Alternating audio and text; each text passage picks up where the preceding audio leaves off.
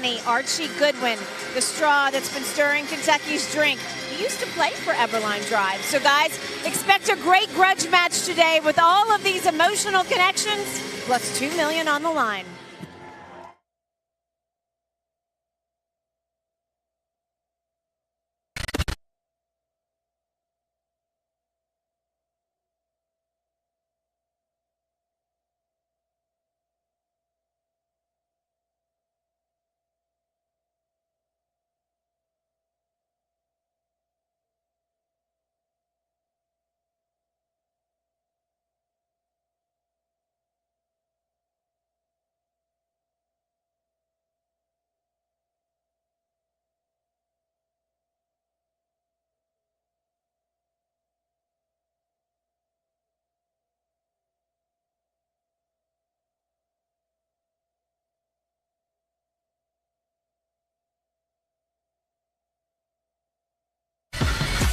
The past 2 weeks, TBT has once again thrilled basketball fans with energy, excitement, and Elam endings that have kept everyone on edge.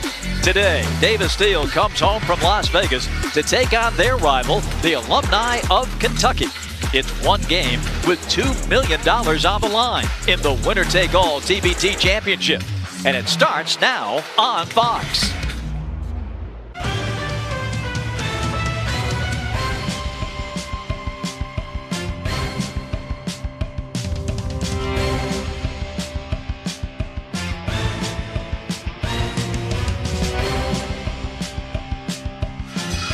In Kentucky, they know what it takes to win, whether it's at the track or on the hardwood. And what a scene we have for you today at historic Memorial Coliseum in Lexington, Kentucky. The championship game of TBT 2026 matches unbeaten Davis Steel against La Familia, the Kentucky Alumni. Here's how we got here. Kentucky came out of that alumni bracket. They're unbeaten on this floor. Lost one game at Freedom Hall, beat Kansas to get here. Meanwhile, Davis Steel was channeling their inner David Blaine to get out of Las Vegas and knock off the Mecca to get here. They meet today here in Lexington. A very pleasant good afternoon, everybody. Welcome to our coverage. Bob Rathman, Nick Botts, great to have you with us here today for Kentucky. Nick, Archie Goodwin missed the first 2 games of the team in TBT, but he felt the tug of my old Kentucky home. He rejoined the ball club, and he's been the best player in the tournament. Absolutely. He's the driving force behind La Familia's reemergence here in the championship game. And Archie Goodwin, he does it on both ends of the floor. Incredibly disruptive defensively with that 6'5" length. And then offensively, you need someone at the end of these games in the limiting portion that can put the ball in their hands and they can go make plays, and that has been Archie Goodwin. He has, simply put, been spectacular for the Kentucky Alumni in the TBT. Everline Drive has been a TBT original back to the first tournament in 2014. Rebranded this year as Davis Steel, and Gabe York is still their leader. Yeah, new name, but the same game, led by Gabe York, the former Arizona superstar, scored 1,000 points there, can still fill it up. He's making 4 threes per game, and a lot of them are just like this. He's got deep range, and he'll shoot it with supreme confidence. Stopping Davis Steel starts with stopping Gabe York. This place is filled to capacity. They're wearing white, and they can't wait to root on the Wildcat alums. Taking on Davis Steel. Opening tip is next.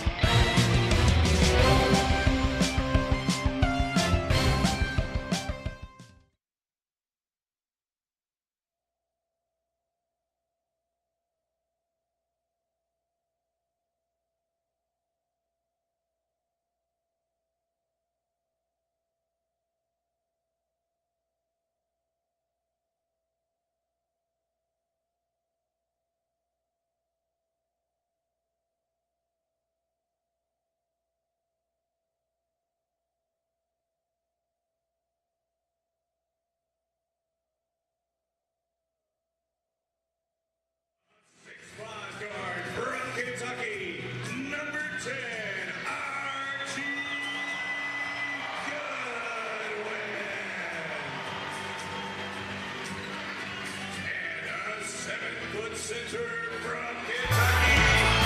Kentucky faithful have filled Memorial Coliseum for this one, the TBT Championship. And a pleasure to welcome in on the sidelines for us today, as always, Jen Hale. Hi there, Bob. You know, they say revenge is a dish best served cold. And this Kentucky squad, they've been sitting on this one for a year. Yes, Davis Steele renamed only because of sponsorship. As you mentioned, the old Everline Drive. They are the team that eliminated Kentucky from contention last year right here in this very building. And let me tell you, the players remember it, and so do these fans. To up the ante, the straw that's been stirring Kentucky's drink, Archie Goodwin, who used to play for Everline Drive. So with all the emotional connections at play here, and of course $2 million, we are expecting a fantastic grudge match this afternoon, gentlemen. Jen, thank you. And yes, indeed, a lot of emotion has rolled into this championship game. We've had some terrific venues for title games last year. The Aftershocks won it at home. But here in Kentucky, Nick, this is a special feeling. Yeah, whenever there's $2 million on the line, the drama is going to be high. But with all the connections that Jen just perfectly laid out, the drama is even going to be higher. So your thoughts on these two teams? Davis Steele has lived by the three so far. Yeah, they make 12 threes a game, and they shoot at 43% from three. So, to me, everything begins and ends there for Davis Steele, in particular that guy.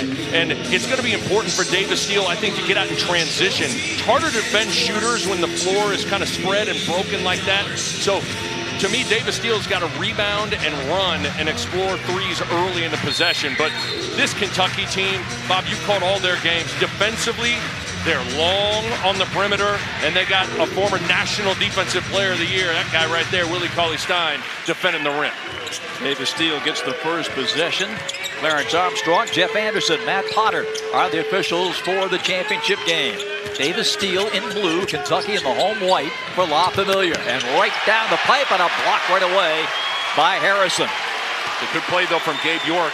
Put two on the ball on that handoff, so York's going to have to be a willing passer when that happens, and Watson's got to find a way to finish. But that's just Kentucky for you. All over the place, great length and disruption defensively. 15 on the shot clock. A fumble. It rolls out to Terry Taylor, who was terrific in this building last year for Everline Drive. The first rebound belongs to La Familia. That's already Willie Cauley-Stein. That wasn't a floater. That was a rainbow put up from Terry Taylor because of the presence of Willie Cauley-Stein. Not only does he block shots, but he alters them. Darryl Morcell, the former Maryland Terrapin, played his grad year at Marquette. He will drive and miss. Cauley-Stein couldn't control the rebound. Out it comes to Clemens. You got to hunt those threes if you can, if you're Davis Steele. And the first three of the game is in and out. Out of bounds. It will be La Familia basketball. It's an interesting contrast that you pointed out, Nick. Davis Steele, #1 in the TBT tournament this year in three-point percentage. La Familia, #1 defending the three. Yeah, no doubt. La Familia is built to defend the arc, but it's easier said than done. But it's a very interesting matchup when you match strength for strength. Goodwin, first shot of the day. Offensive rebound. Archie gets another look. Rises up over Bradshaw.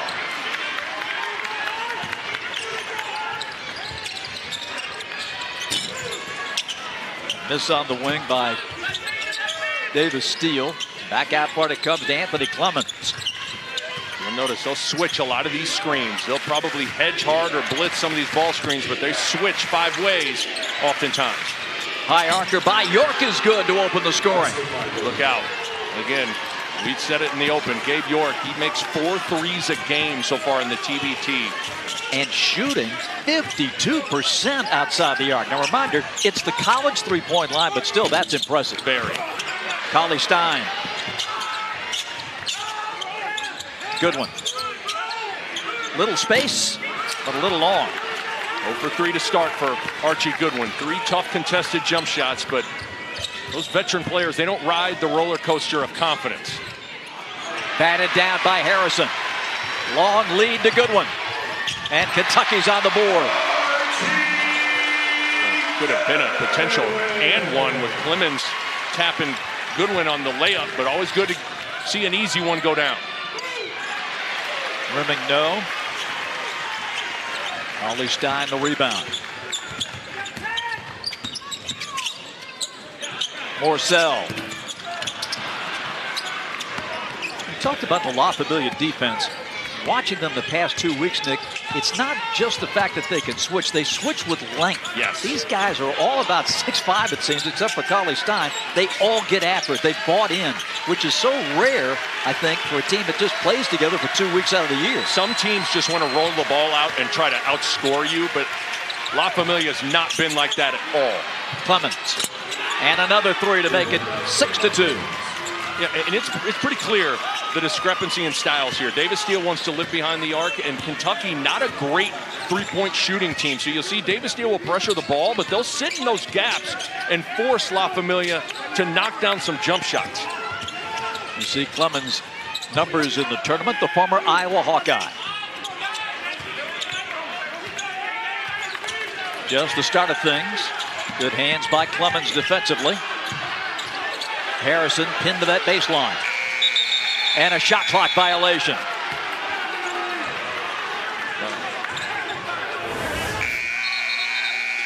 You see, again, that disruption. You talked about it, Bob, that length. And oftentimes length manifests itself in deflections and passing lanes. And you get a steal, you get a run out, and then Clemens drilling the triple, the former Iowa Hawkeye. It's Clemens and York that are leading the charge on the perimeter for Davis Steele. Jen mentioned the rematch, but this Everline Drive Davis Steele team has been to the championship game 3 different times, and they've gone 0 for 2. They want to make amends for that here today. I do think it makes a difference that they played La Familia last year in this building and were successful. There's a little bit of confidence drawn from that, and takes some getting used to these Kentucky fans. It is a spectacular scene in here right now. Good one. Here's McNeil, tapped away, and Gabe York's going to get an easy one. What do you make of the fact, if anything, that here comes Davis Steele playing in a soundstage basically in Las Vegas, and now into this for all the marbles? It can shock your system a little bit as a man screen from Bradshaw got leveled. Long three by Maynard Bell is short. A rebound to Terry Taylor. Boy, better have your hard hat on. You got there today. Exactly. Off the glass, Taylor is there, finishes, and it is 10-2. Timeout, La Familia. Wow, what a start for Davis Steele. It was going to be imperative for Kentucky to get the crowd into it, and so conversely, it's important to take the crowd out of it. Davis Steele, he's been fighting through a steel-sized screen to get up early here in Lexington.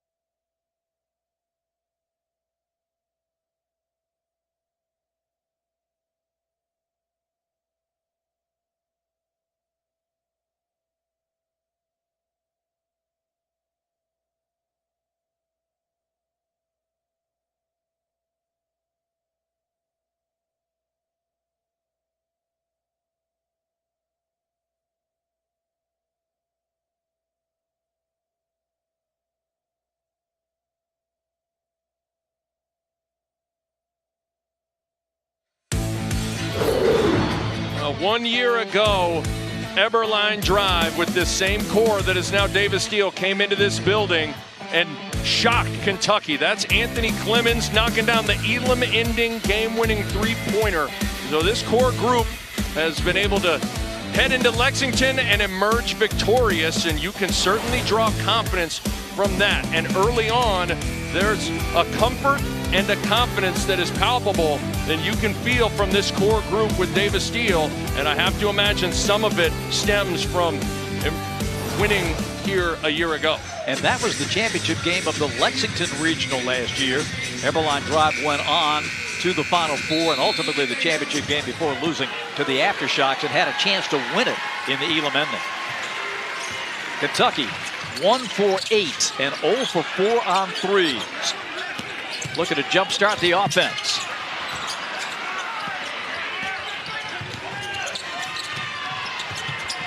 And a lay-in for Taylor. Boy, Davis Steele looks composed and ready and calm, connected.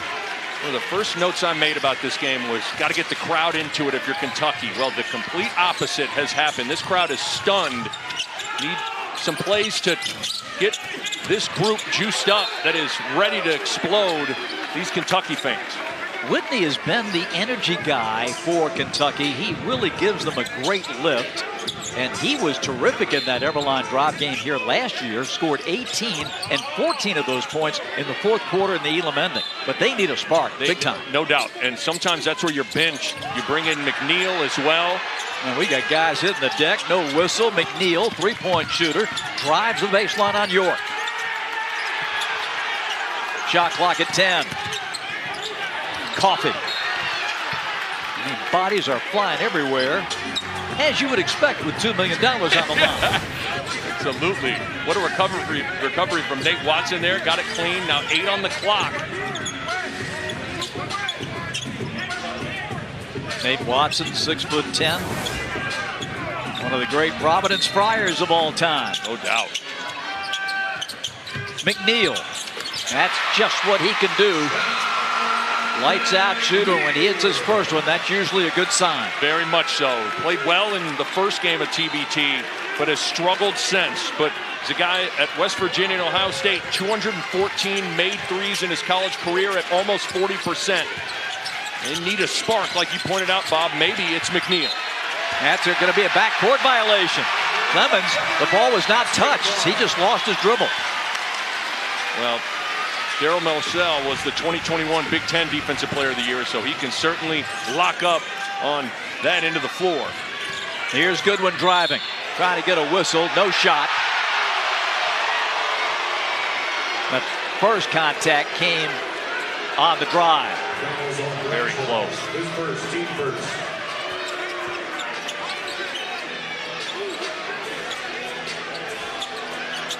20 on the shot clock.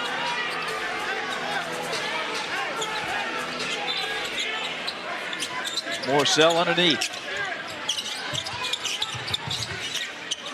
These two were barking at each other, Bob, after that mid jumper. McNeil, see if he gets another one to go down. Those two guys were having a friendly conversation early on.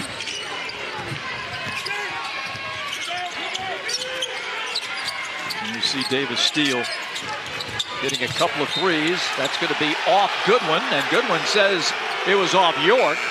Will Kentucky challenge?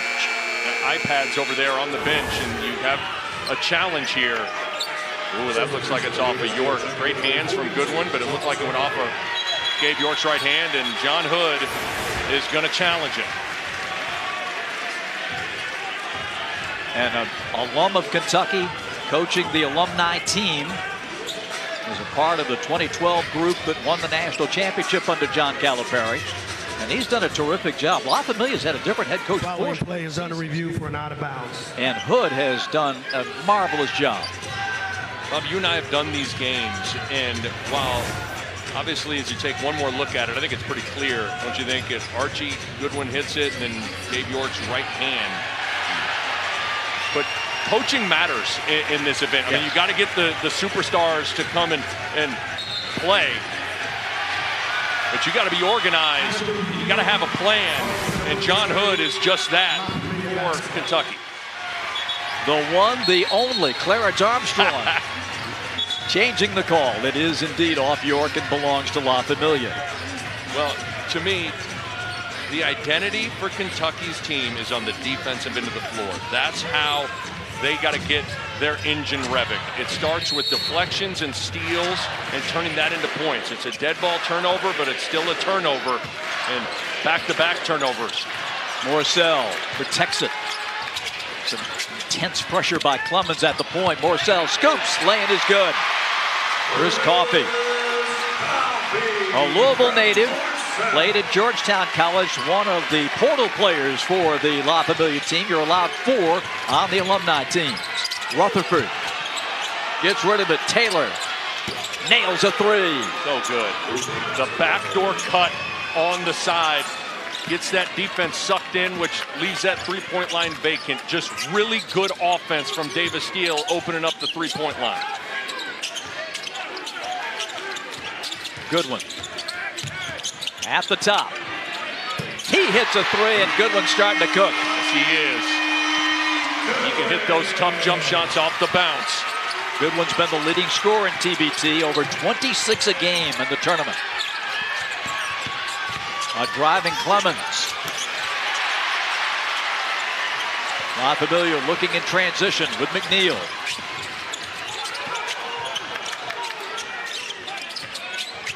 .115 left, opening quarter. 3 off the mark by Whitney. Laying is good. Boy, Terry Taylor, the all-time leading scorer at Austin Peay, is showing you why. And a Kentucky native. Yes. From Bowling Green. 17-9 Davis Steele. Goodwin dishes out of bounds. It belongs to La Familia.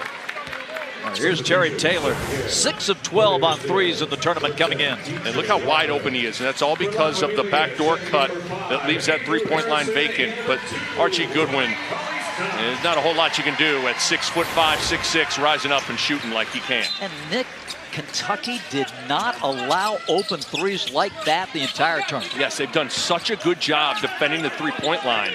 And Davis Steele has really moved the ball and moved their bodies well with cuts and screens to free themselves up. Sidestep for Goodwin. York the rebound.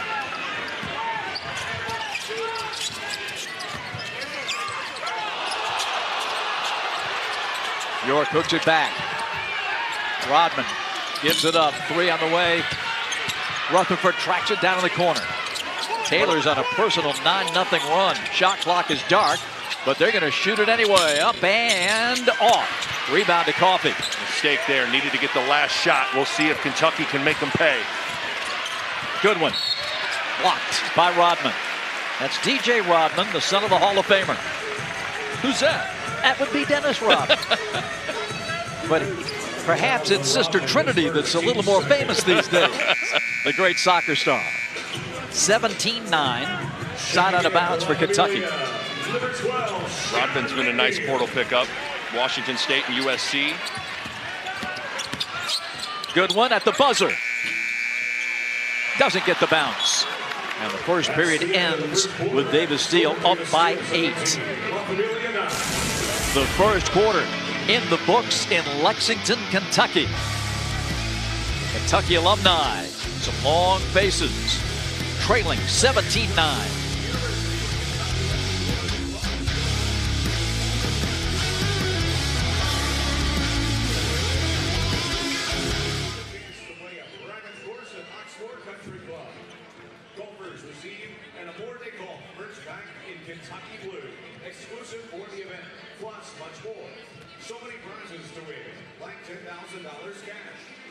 Festivities include a DJ, golf simulator, mobile cigar lounge, bourbon tastings, and memorabilia raffle. Don't miss this chance. Celebrate La Familia with Willie Cauley's time. Tickets for golfers and non-golfers. Everybody welcome. See more and register at almostmembers.com.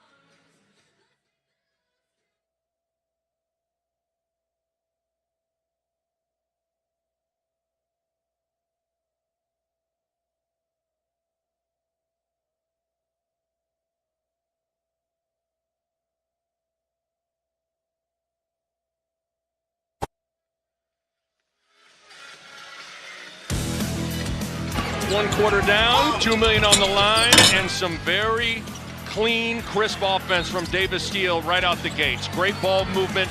They've gotten really high-quality looks, whether it's in transition or in the half court. Terry Taylor is rolling with 9 points in that first quarter. All in all, Davis Steele's got to feel terrific on how they started this game. Let's go to Jen.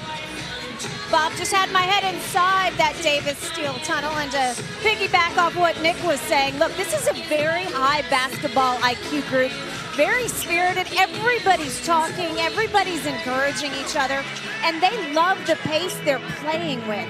They want to run this Kentucky team to death, take advantage of Kentucky's shorter bench. Kind of amazing considering Davis Steele should be the more tired team. They played last, they had to travel here, but it's not showing right now. Took a red eye to Cincinnati from Las Vegas after the game on Thursday night. Got to Lexington around 8 in the morning, practiced on Friday and a full practice yesterday. They look fresh and ready. And that is going to be a blocking foul on Davis Steele. Cam McGriff guilty in the lane. But you see how many bodies are in that paint. They're really trying to plug up those driving lanes, plug up things in the lane, and force Kentucky to knock down some perimeter jump shots. Khalil Whitney at the foul line for the Kentucky Alumni. Free throw shooting has been somewhat challenging for La Familia in TBT as a team, 66%, and Whitney at 58%. And Archie Goodwin, 15 of 28 from the line in TBT. Just puzzling. That one barely drew iron. 17-10.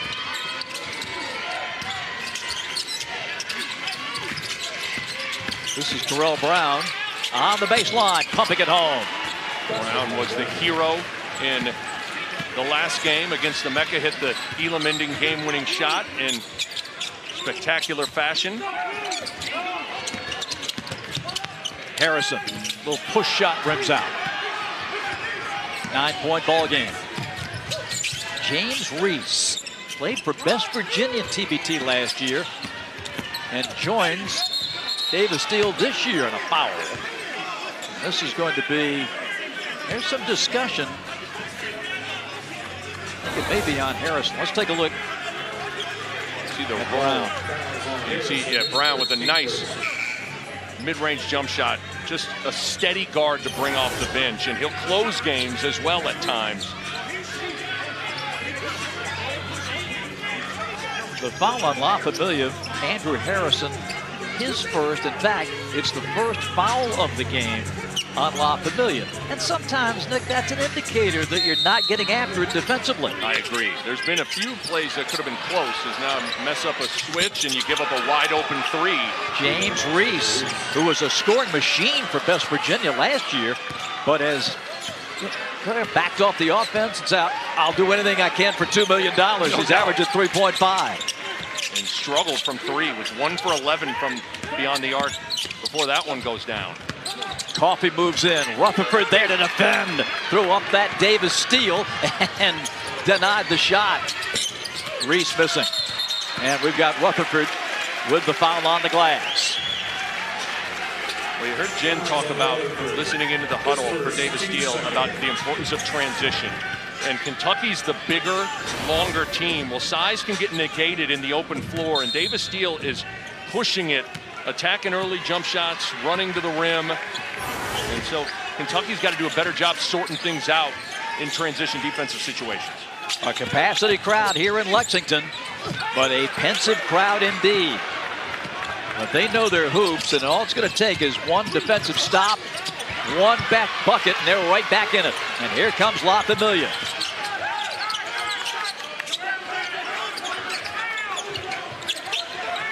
Morcell gives it up. And a steal, no, a foul as McGriff commits the personal. Former Oklahoma State Cowboy. Something you haven't seen, and credit Davis Steele for taking it away, is the lobs to Willie Cauley-Stein. Those two-man games between Archie Goodwin or Daryl Morcell with Willie Cauley-Stein rolling to the basket. See if you can find that. That's a huge part of Kentucky's offense. Maynard Bell short with the three. Cauley Stein, since game 3 against the Louisville alums, has been a dominant factor at both ends. Haven't heard from him at all today. Not at all. He's got to put his fingerprints on this game on both ends of the floor. McGriff cut off by Goodwin. Rutherford on the handoff. Brown trying to create space and drew the foul. Morsell on the arm. More poise from Brown. See if Morsell got him. Oh yeah, got him on the arm on the way up. Easy call. Jeffrey Anderson all over it.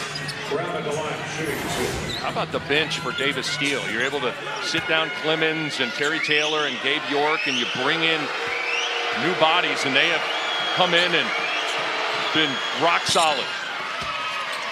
28 years old, Terrell Brown out of Seattle. On the Washington Huskies. Was a big-time scorer at Washington. At the Pac-12, but there was a Pac-12 in scoring. 21-22. He played at Seattle and Arizona prior. His godfather is Jason Terry.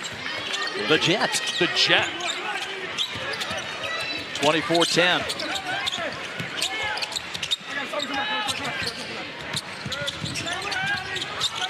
McNeil.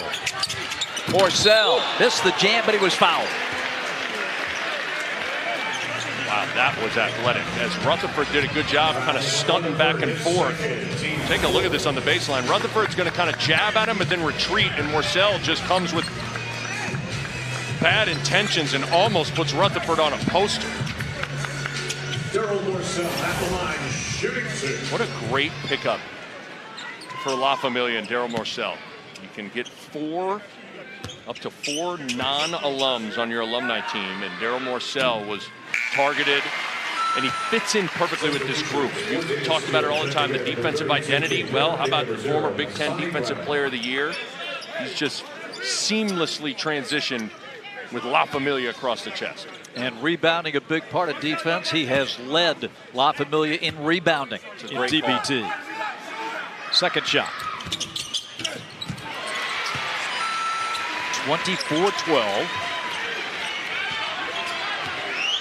Asani grab it. Went to the Final Four with South Carolina back in the day.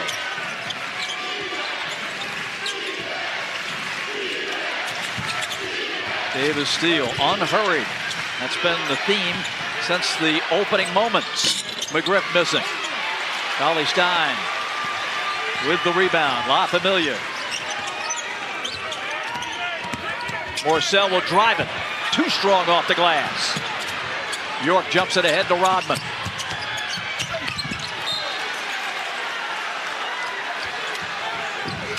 If you're just witnessing TBT for the first time and you say, wow, that's a lot of contact, welcome to TBT. That's right. It's physical. The refs really set the tone, not only for every game, but I think the whole tournament. It's called very consistently. And the players know it. The players know it, and I think the players are going to appreciate it, too. They want consistency, and when $2 million are on the line, you want to let them play. Obviously, there's a line that's got to be there. York. Goodwin the rebound. Felt like York just a little thirsty to get in the action. He knocked down his first jumper, has been on the bench, hasn't really been a factor. Maynard Bell. McNeil from the wing. Big shot. You called it.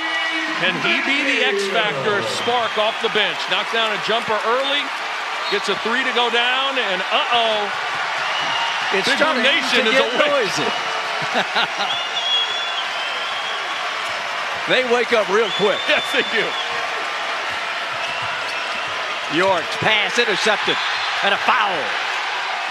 Nate Watson pushing down Andrew Harrison. Foul on Watson, his first team fifth. Well, I've always said the crowd, when you're playing, the crowd pumps energy into you defensively. That's where a crowd can really help out the home team.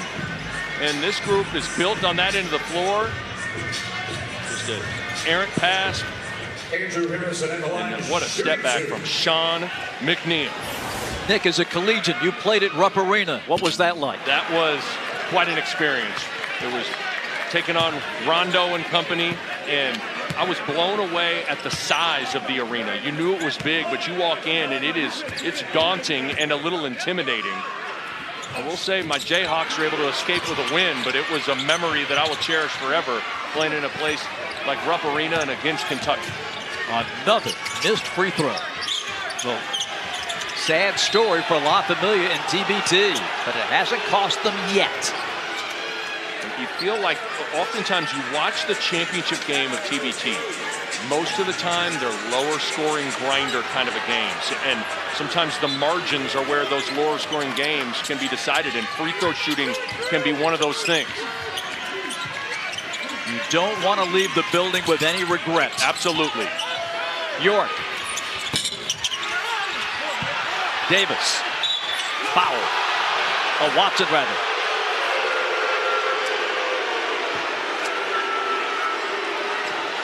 Foul down the arm, and Big Nate to the foul line. Watson's got a big body. And he gets right into the chest of Willie Cauley-Stein. He's able to wrestle it away.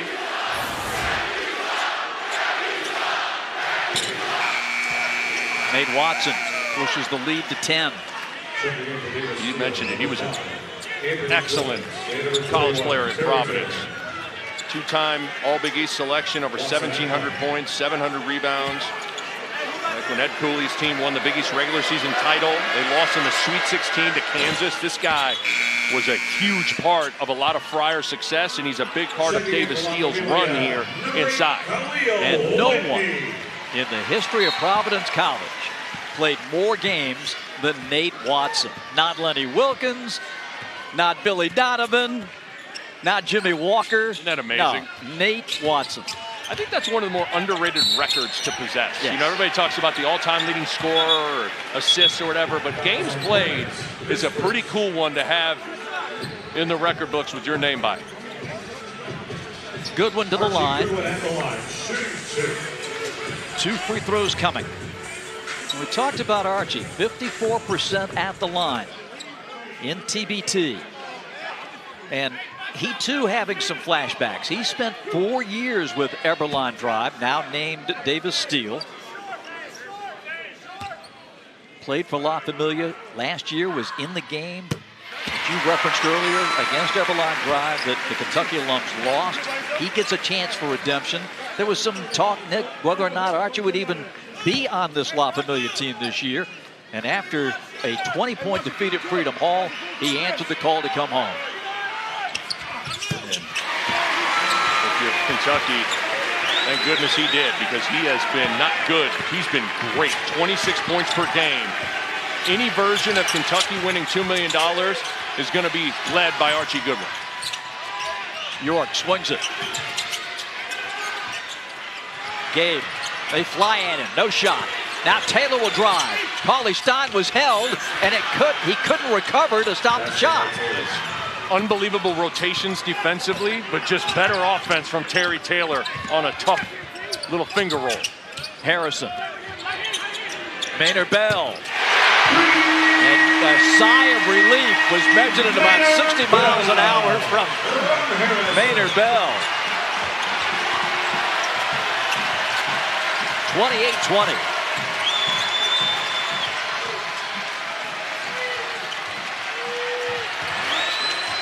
Clemens turns the corner.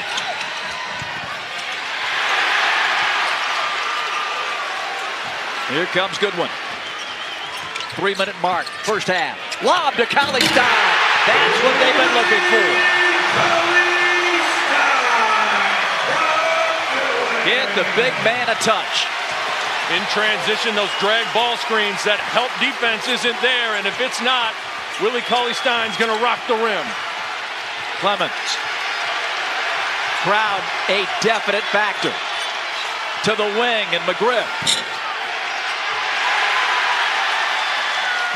And La Familia feeding off the crowd. Well, right back to it. Little two-man game on the side with Willie Cauley-Stein.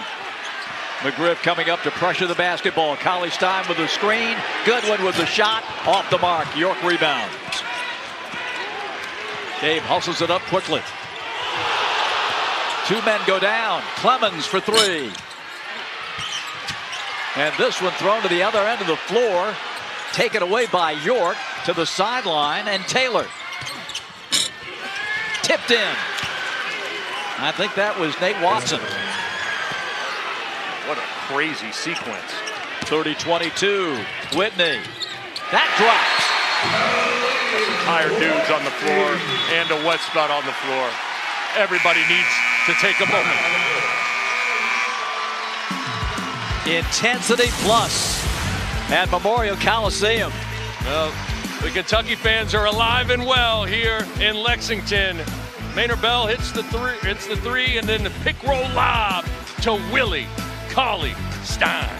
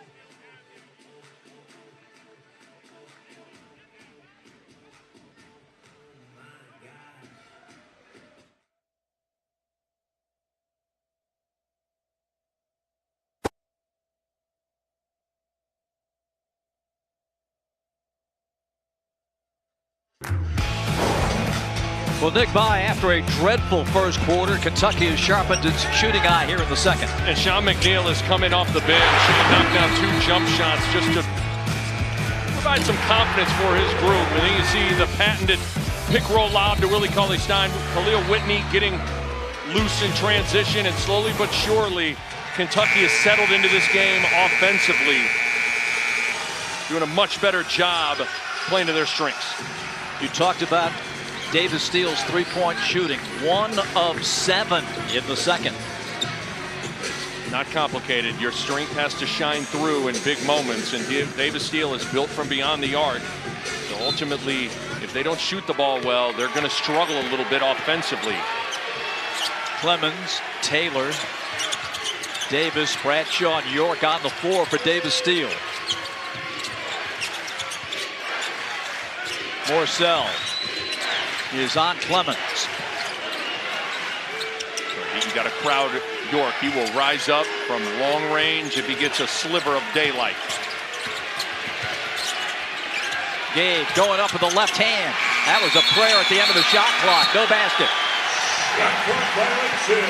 Amazing defense, understanding who you are guarding. Crowding Gabe York, running him off the line, sliding the feet, don't bail him out. Really good from Coffey.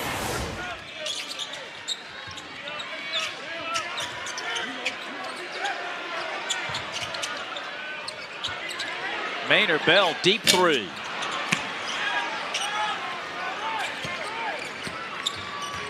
Six-point spread. Final minute of the first half. $2 million on the line. Lob broken up. Watson gets rid of it in time, and a connection for Anthony Clemens. Good poise from Nate Watson amongst the crowd to gather it and not only chin it, but then find Clemens. So many times big guys bring it low and get it stripped, or they panic and flail a bad shot back up.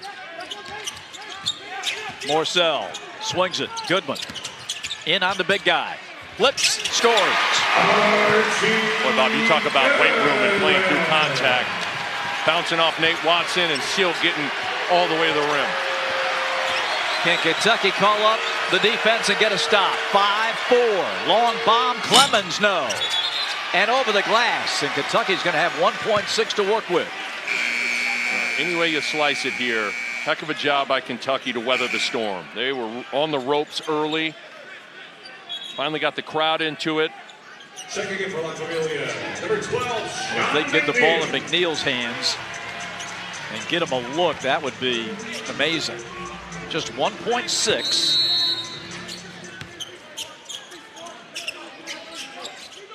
Baseball pass blocked. Nate Watson That's the end of the first half. denies Chris Coffey, and that is going to be the end of the first half. Davis Steele, impressive early. Cats scratch back in the second, 32-26. Let's go to Jen. Thanks, Bob. Coach, monster start to this game. You haven't trailed yet thanks to transition and threes. What have you liked best about your offense? Well, we're moving it. We're keeping our space, which is really important. They're really good at steering and being really physical. So as long as we can keep our space, we have a good chance of being able to find some pockets. So we'll keep trying to do that first and foremost, for sure. In that second quarter, the Kentucky squad started settling in, making more shots. What are your defensive adjustments and priorities next half? Well, I mean, they made shots. They're pros, right? So you assume that's going to happen. I don't think we necessarily got out of funk. We just got to make sure that we keep contesting, keep rebounding. But I think a lot of their offense starts with their defense. So as long as we keep our offense going, I think our defense will follow. So that's our main priority right now. Thanks, Coach, for your time. Best of luck. Thank you. Thank you. Mike Millad's been a head coach of men and women in Australia, was on the bench as an assistant coach of the Maine Celtics last season. His undefeated Vegas champs, Davis Steele, leading at halftime. 32-26 is our score, and we'll be back with our coverage of TBT's $2 million championship in a moment. Telling me that I've got no choice. Found my way out of the haze, but it's still whispering my name.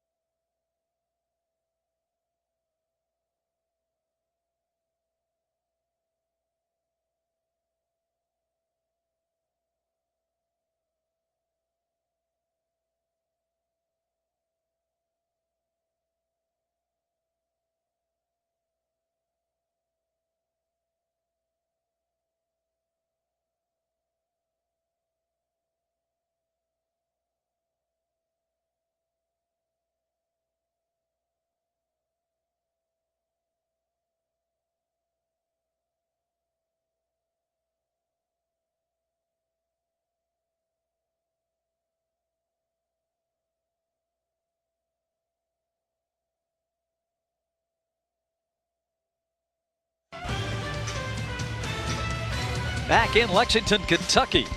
You don't see the thoroughbreds out in the fields. They're all watching TBT's championship game. And they're watching Gabe York for Davis Steele. The strength of this Davis Steele team, their three-point shooting. Gabe York has been their leader and drills his only three of the first half on that one. And off the La Familia bench, Sean McNeil. He was the spark they needed in that second quarter. A 6-point game at the break, playing for $2 million.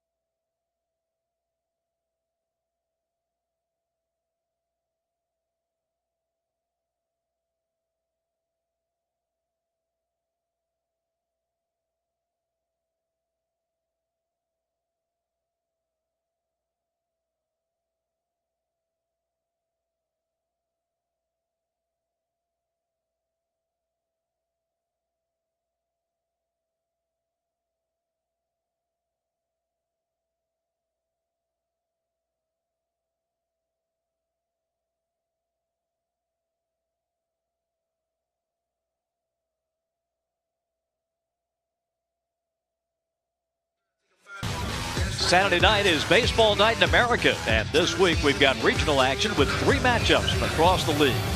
Guardians White Sox, Orioles Rangers, Tigers Giants. Check local listings for the game in your area Saturday at 7 p.m. Eastern on Fox. Capacity crowd here in Lexington, and Davis Steele spoiling the party at halftime, 32-26 in the $2 million winner-take-all championship game of TBT. The alumni bracket was divided into 8 alumni teams that played best-of-3 series to advance to single elimination in the semifinals. And you can track Kentucky. They lost at Freedom Hall, had to come home and win a elimination game on this floor against the Louisville Alumni. They did that, took care of Syracuse in a big come-from-behind game, blew out Kansas to get to this championship. Meanwhile, in Las Vegas, The Davis Steel group went unbeaten through their group play and then into the knockout rounds, but they had to survive the Mecca. The Mecca had 5 shots to win it in Elam ending, missed all 5, and Davis Steel won that one, and they're leading today. Second half straight ahead.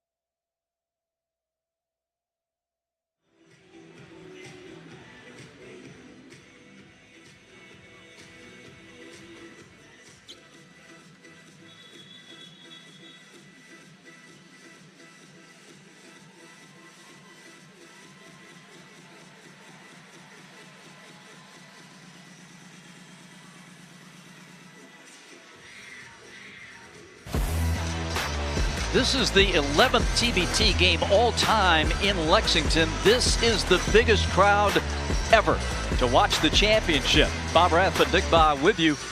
But Nick, to Davis Steel's credit, in the din of all this, they came out and controlled the game right from the opening tip. Got up 14 points at one point, really delivered that first punch and looked good on both ends of the floor. Offensively, that ball was moving. You see Clemens knocking down the triple. Nate Watson, who did a nice job both on the offensive glass and defending the rim. And then Terry Taylor was great, but Kentucky, credit the Wildcats for settling in, weathering the storm. Cauley Stein with the dunk. You see James Maynard Bell knocking down the three, and Whitney getting downhill, doing what he does best. All things considered, Kentucky is settled in and is very fortunate to be just down 6. You look at those first half numbers. Terry Taylor had a personal 9-0 run to get him to double figures with 11 in that first half. Let's check in with Jen Hale on the Kentucky side.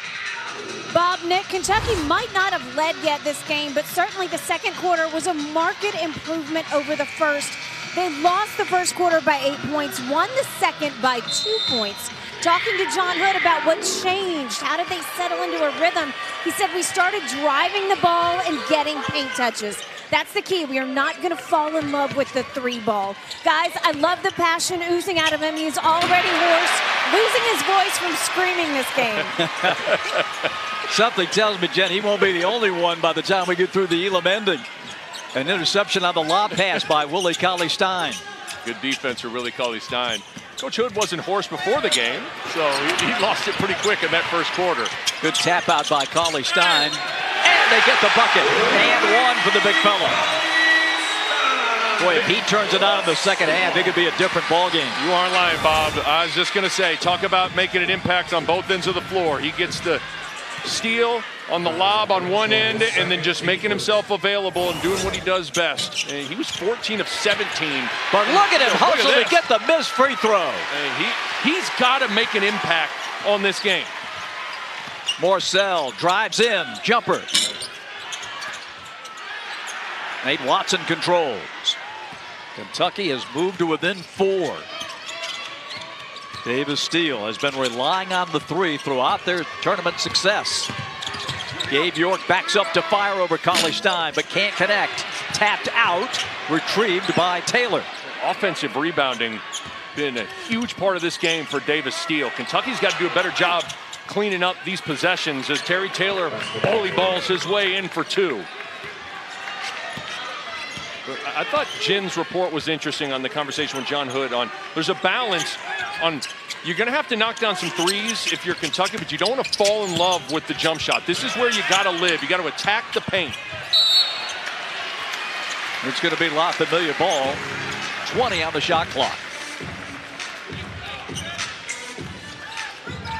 This is where moving the ball side to side, not relying on one-on-one play will benefit. But really, both teams are really La Familia. Well, when you talk about moving the ball, what it's really doing is moving help. And that's the big thing that happens. You see a nice drive there from Andrew Harrison. But when you talk about ball movement, you're moving the help bodies. And when you're moving the help, you're opening up driving lanes. As you see, just a nice usage of the size and the athleticism. Harrison just has a way of drawing fouls at a high rate. Andrew Harrison played at Kentucky from 13 to 15. Another missed free throw. They are 5 of 10 at the line. And this has been a tournament-long problem for La Familia. It's amazing how sometimes things like the free throw line can be contagious for missing. And another miss. And these are pros. These are good shooters. No doubt. 6-point Davis Steele lead.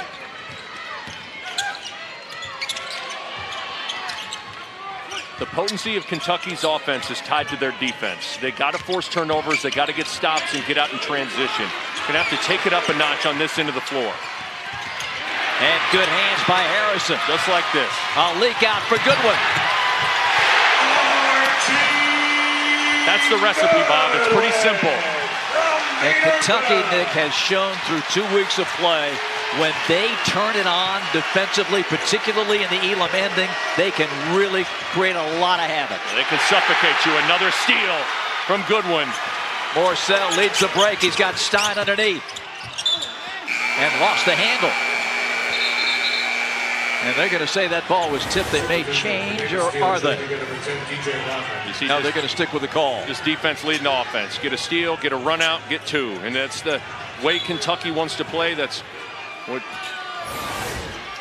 Coach Hood has talked about and where this team is built. Taylor spins middle. And he pushed off to get Cauley-Stein out of the way and try to get an offensive rebound and a stick back, but they caught him this time. Yes, you do need your helmet and shoulder pads. You do. It's getting close. It's almost football season. There's been some ISOs and some counters and some toss sweeps going on this basketball court. Good one. That's a foul. 2 free throws. Clemens, the guilty party. Goodwin to the line.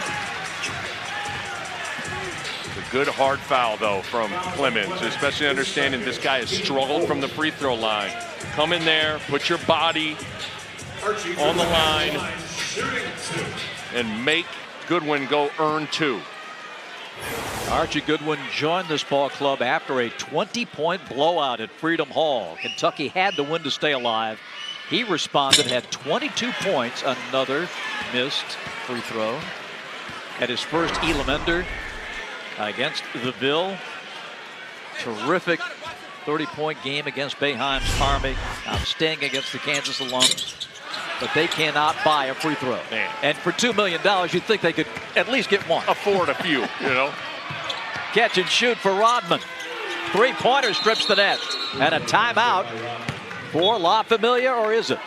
No, yes, it is a timeout. Well, half the club thinks it's a timeout. The other half is playing. That's inexcusable from La Familia, just not getting matched up and giving up an easy 3.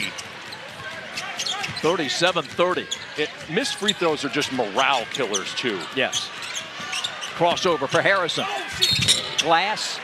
And I don't know if this is a good thing or bad thing, but he's going to the line.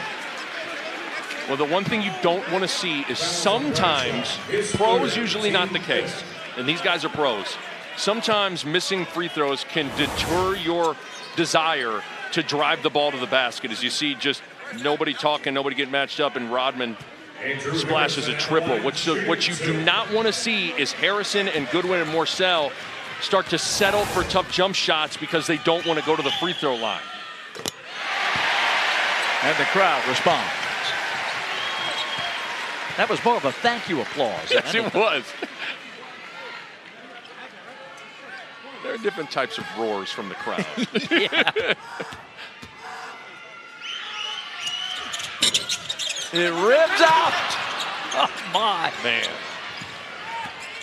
Back to a 6-point game. Clemens. Lost York. Look out. Goodwin a little late. York burns it. 3-pointer for Gabe York to make it a 9-point game. Well, if we could get that replay, it'd be great to see just movement without the ball and no communication. And York's been quiet and finally gets a good clean look and smokes it. And defensively, Nick, it's so atypical for La Familia with what they've done the first 5 games. A miss by Goodwin. A lot of it's been talk, Bob, that's given up some of these threes, just not communicating. Gabe York switched out against Willie Cauley-Stein. Into the lap of Harrison. Goodwin rights himself. Morsell. Goodwin drives, scoops, misses, gets his own miss. Loose ball to Morsell. 10 on the shot clock. Goes up and in. Wow. That little deceleration. When you are slow at the end of the drive, it disrupts the timing of the block shot. And it's able to free up just enough for Morsell to lay it in. 40-33. And York gets pushed by Harrison. So, Bob, watch York. He's going to start in the left corner, and he's going to get all the way to the opposite wing. He's going to come from underneath, see him moving there. No talk. You got to always stay attached to his body, and he makes you pay. But that's a guy that scored a lot of points in his basketball career, understanding the importance of moving without the ball. Gabe York, his second 3. And again, he's been the leading scorer for Davis Steele at 19.5 a game. Also, with all the pressure that he has seen defensively, he's only turned the ball over 3 times the entire tournament. Yeah, he gets, for all intents and purposes, face guarded at all times, other than that last possession where they just didn't communicate. But people are physical with him. They're into his body. They're trying to run him off the 3-point line. And sometimes if you're not strong with the rock, you can turn that thing over. But York has been solid.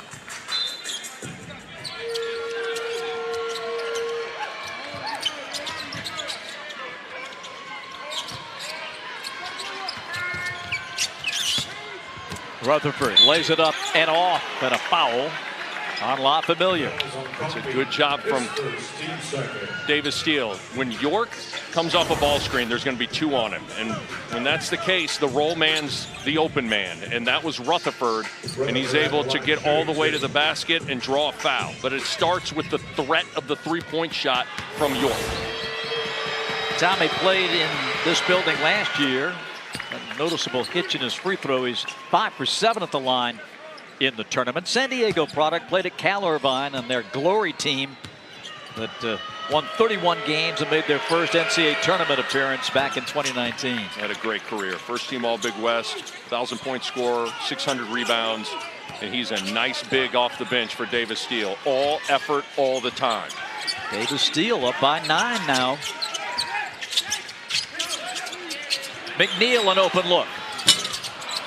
He has to hit those. Those shots got to go down. That's a wide open look for a big time shooter. From the corner, Rodman. Offensive rebound again for Davis Steele. Powers up, blocked. Morcell got that one. It's out of bounds. On the floor. We have a timeout. 3:31 is the time remaining in the third quarter. Daryl Morcell with another big defensive play for La Familia, but Davis Steele in control by 9.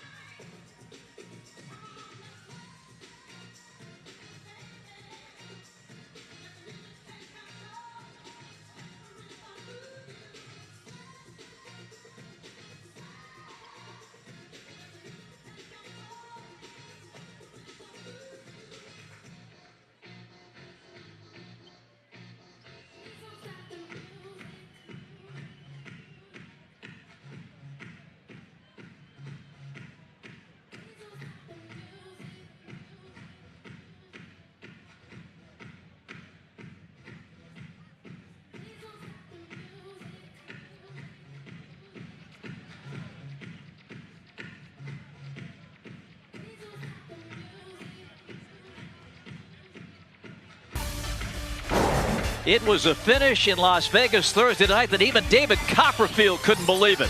The Mecca had 5 cracks at it to win the game in Elam Ending. They just needed a point, couldn't get it. And Davis Steele got ultimately the rebound, and Terrell Brown hit the Elam Ender. Crazy. Wild. One of the bigger roller coaster Elam Ending periods you'll ever see. And Davis Steele was able to escape, as you said, David Copperfield, David Blaine-esque out of Vegas with the Elam Ending win thanks to Brown and that triple in transition. 3:31 to go in the third quarter, and like we felt in the first, Bob, this is a La Familia team that just seems to be hanging on. No basket to foul before the shot.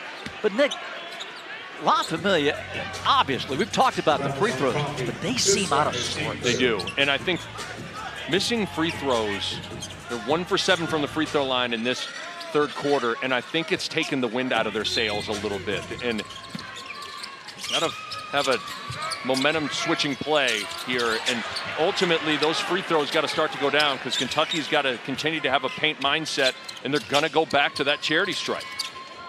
Second chance again, York.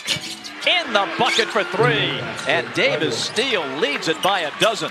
Amazing. Every time there just hasn't been enough crisp communication from the Kentucky alumni group. Davis Steele has burned you from beyond the arc. Goodwin's pass intercepted by Gabe York.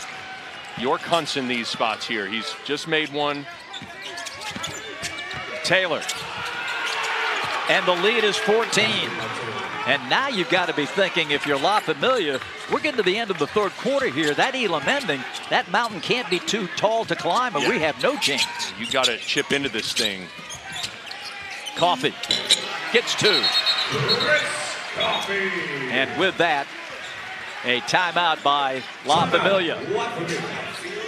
2:35 to play. Third quarter. Davis Steele in its third attempt in a TBT championship for the money. And Gabe York looking good. 47-35. Davis Steele in front.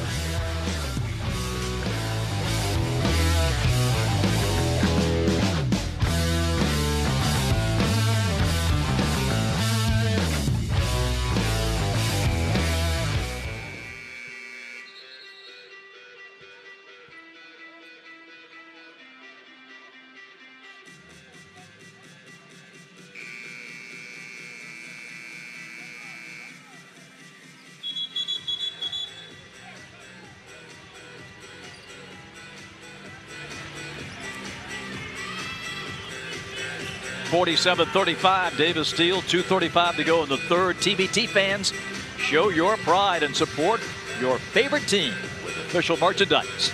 Shop now at thetournament.com and represent your team all tournament long.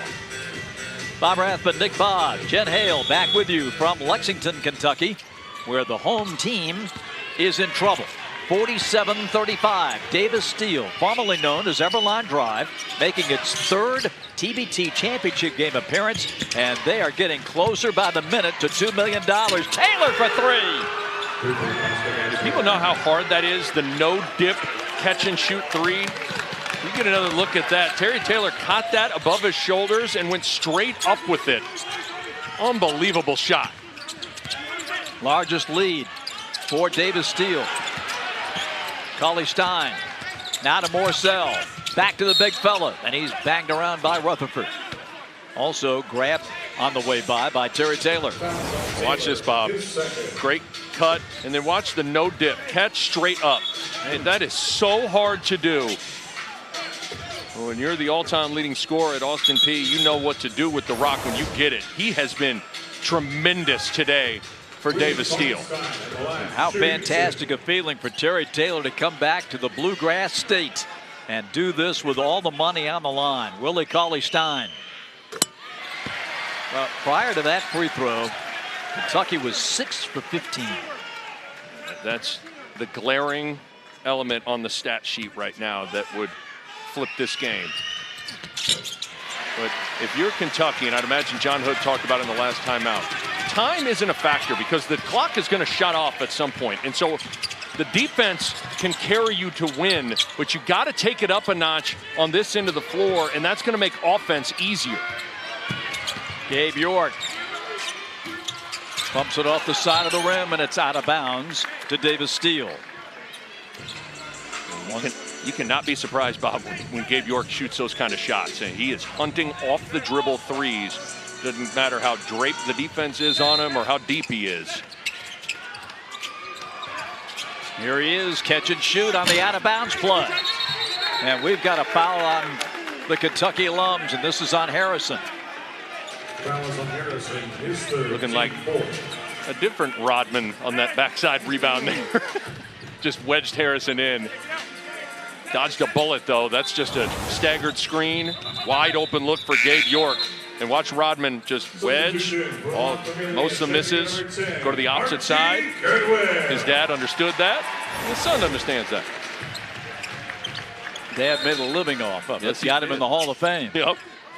50-37. Lob and a foul. And Taylor's going to the line. Davis Steele in complete command right now. Watch this. Great X's and O's. You just ran York off a staggered and you lost him. So everybody thinking about that. So what do you get? The slip to the basket. and you get the lob. Everybody worried about York coming off the screens, and it's Taylor running to the rim.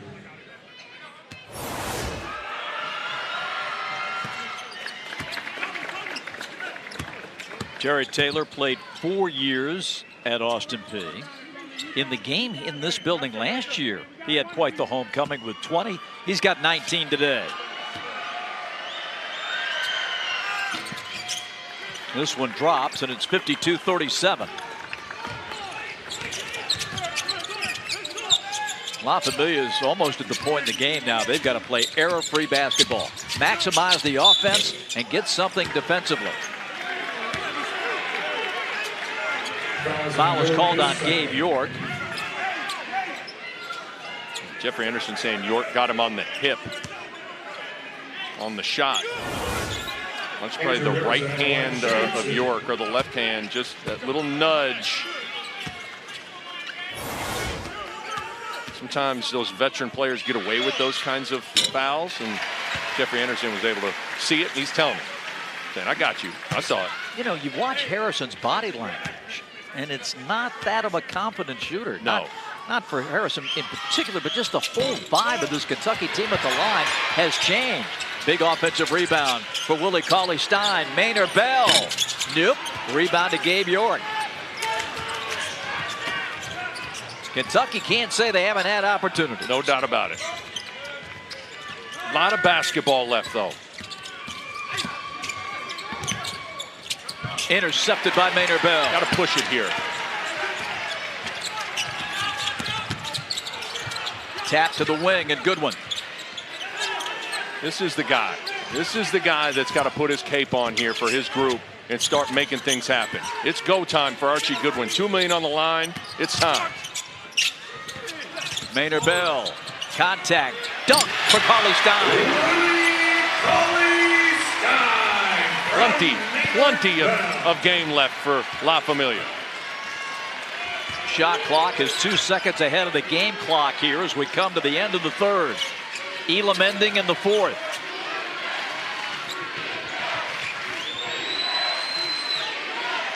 John Mugar's getting his checkbook ready. Almost time for the fourth quarter. Brown. Taylor. Shakes Maynard Bell over Cauley-Stein. Air ball. Rebound to Goodwin from midcourt at the buzzer. Oh, just missed it. And that would have set this place rocking. As it stands, it's a 12-point game at the break. We go to the fourth quarter. The Elam ending is right around the corner.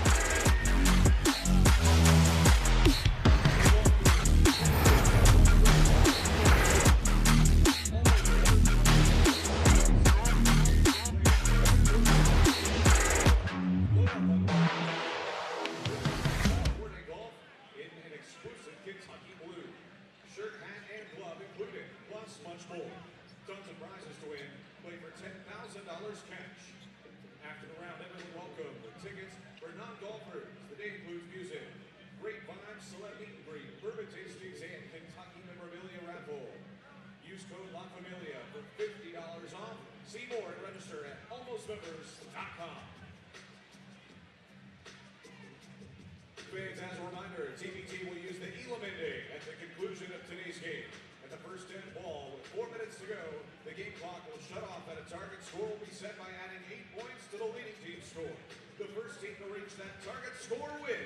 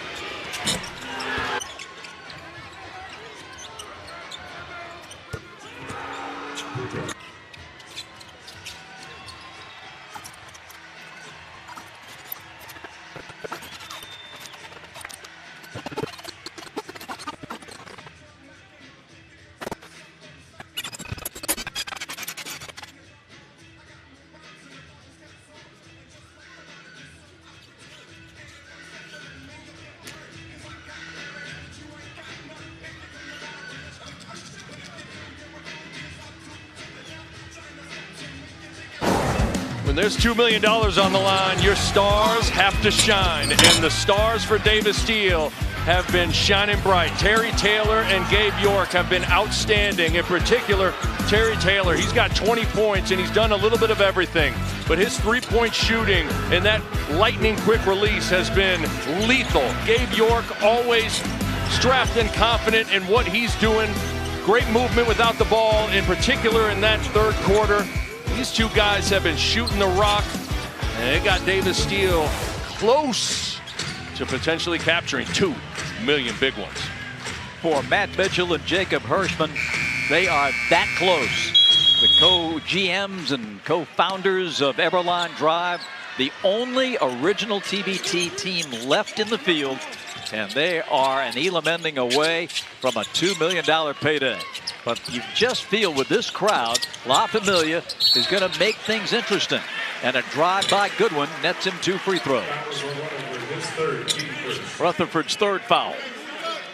Again, I'm going to reiterate what I said a second ago. If I'm John Hood, I am telling this team we have all the time in the world, because guess what? The clock is going to shut off when it turns to Elam ending time. And if you get stops, we can play all day. But it starts with defense, and it also starts with knocking down these free throws too. The nightmare at the line continues as we check in with Jen. Bob, Nick, the strain, the stress is certainly starting to show for La Familia in that huddle. They're talked about making sure they're communicating better out there and defensively, switching everything all the time. Try to throw a little confusion Davis Steele's way.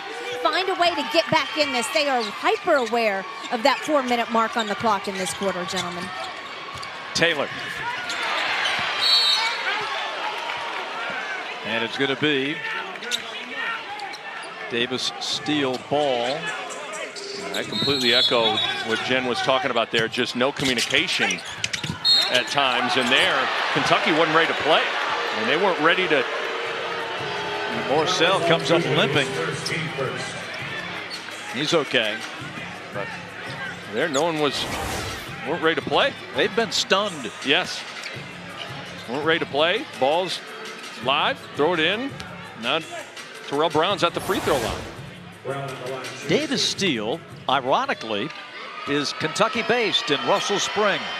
They make steel tubing, chain link fencing, and Liberty, Kentucky natives Ashley and Adam Davis, who were a sponsor of La Familia, contacted Everline Drive and said, you know what, we want to sponsor your team. Thus the name change. So a lot of Kentucky ties, and they've looked great today. Yes, no doubt. Long time coming for this Davis Steele / Everline Drive group. Good one.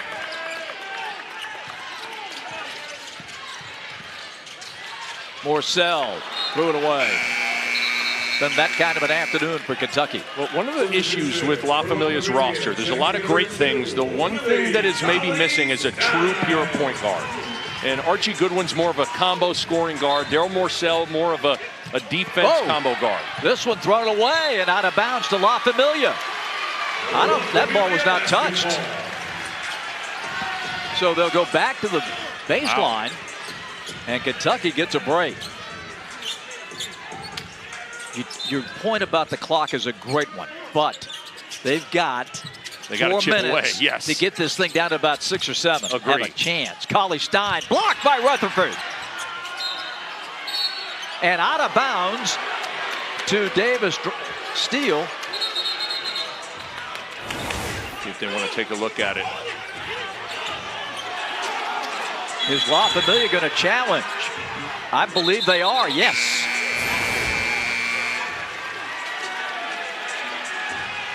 The Kentucky Alums won a first half challenge. Previous play is under review. And now we've got some tensions. A little bit of barking from John Hood and the Kentucky bench to DJ Rodman and some of the Davis Steel players. Well, you've had everything your way, Davis Steel. You can't lose your cool now. Well, and you don't want to give any reason to wake up Big Blue Nation and Kentucky right now.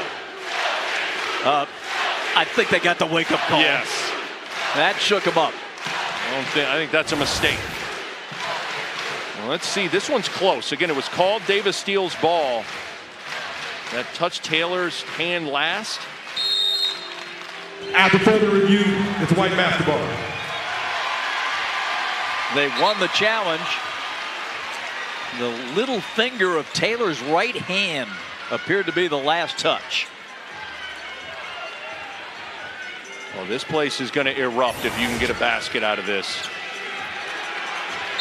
And the whooping continues as the teams gather near the Kentucky bench.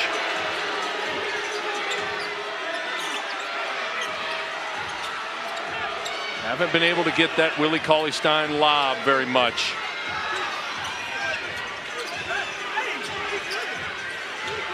In the first game, Daryl Morcell slipped the screen and dunked one on the Elam Ender.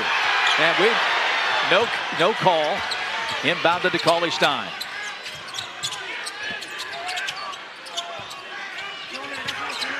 Here's Goodwin, one-on-one. Goodwin kicks it out. Catch and shoot, miss. Tipped out, but into the hands of Gabe York. Whitney could not connect on the three.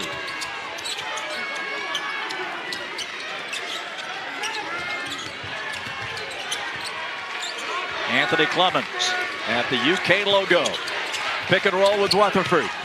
The big fella lays it in with the left hand. What a screen from Rutherford. He really headhunts, and that creates the opportunity on the roll. The little things coming up big for Rutherford. Goodwin pump fakes. Morcell for three. Loose ball to Morcell. He drives, and that's a blocking foul on Rodman. The little details matter when you're trying to get $2 million. Watch this ball screen set. Really jams up Goodwin, and that creates the rolling opportunity. You got shooters on that backside, so help doesn't want to come in and sink in and take away the roll. Rutherford, stat sheet won't jump out at you, but he's made an impact off the bench. Morcell drills the free throw. He is one Kentucky Wildcat representative that has not been afflicted by the poor free throw shooting. He's 3 for 3.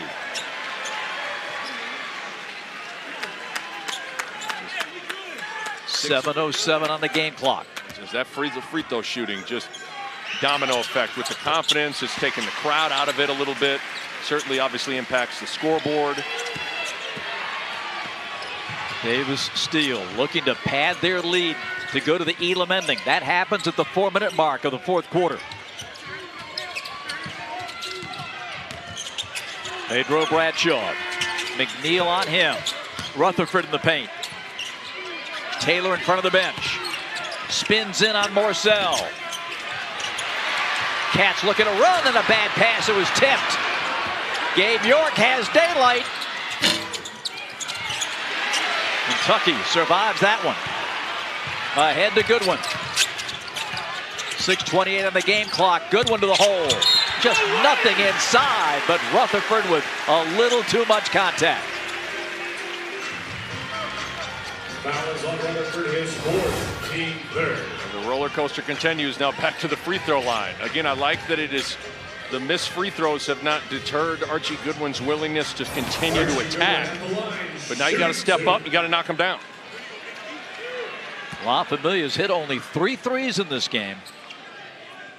We've well documented the problems at the foul line. Goodwin 3 for 6. Make that 3 for 7. You see him take a step back. He was fading away. He shot it, and all his shoulders, everything was going backwards. He's got to stay on that line, finish his shot. Whenever I was struggling with my shot, I always thought about holding my follow through. That was my kind of get right trick.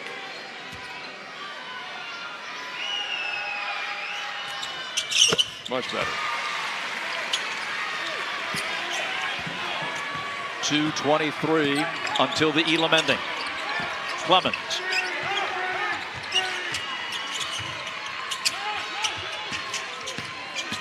Bradshaw. Taylor. Air ball. But Nate Watson, the offensive rebound. That's been another big story for Davis Steele. Clemens rocking. Drives in on Maynard Bell. Tip. Taylor again. Watson. My goodness. Incredible winning effort from Nate Watson. Bradshaw spins middle. Taylor the offensive rebound. And they are killing Kentucky on the glass. And it's multiple guys. It's everybody from Davis Steele getting in on the action. Just Terry Taylor wedging inside and now getting to the free throw line. And, you know, we talk about demoralizing moments when you're missing free throws. Giving up offensive rebounds also takes the wind out of your sails, too. And look at those numbers. 20 offensive rebounds for Davis Steele. And overall, the 21 second chance points. Combine that with the poor free throw shooting for La Familia, and that's why it's as lopsided as it is. Taylor adds to their pain and misery here in Lexington. The Kentucky native makes it 57-44.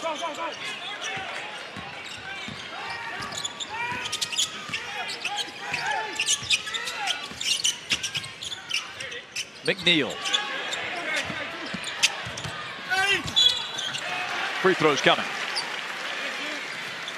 Good action. I love it whenever there's a situation where Willie Cauley-Stein sets a ball screen and he rolls, and if you get a back pick with it, it really creates some confusion, and that confusion created a closeout and a drive for McNeil.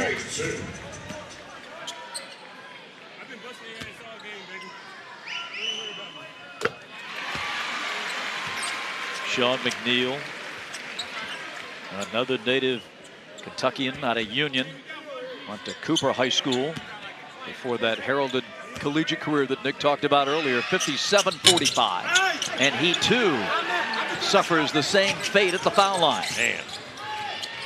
57-45. This capacity crowd cannot believe what they're seeing at the free throw strike. Clemens.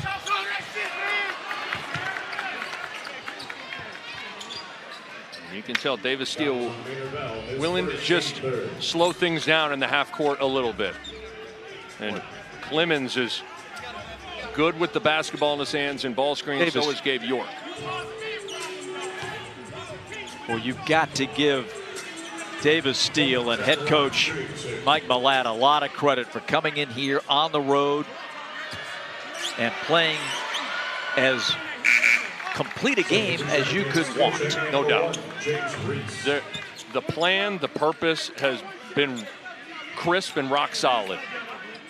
Coach Malott with the Celtics in the G League as an assistant coach, and he really is a high-level basketball mind, and that has made a big difference in this tournament and today. 59-45, Davis Steele. McNeil gets a look from three. This is the point of the game where that three-point shot, it gets a little tougher to make. You're under so much duress and pressure, even if you have an open look. Especially when you're down 14, too. Not all three-point opportunities are created equal. No, they are not.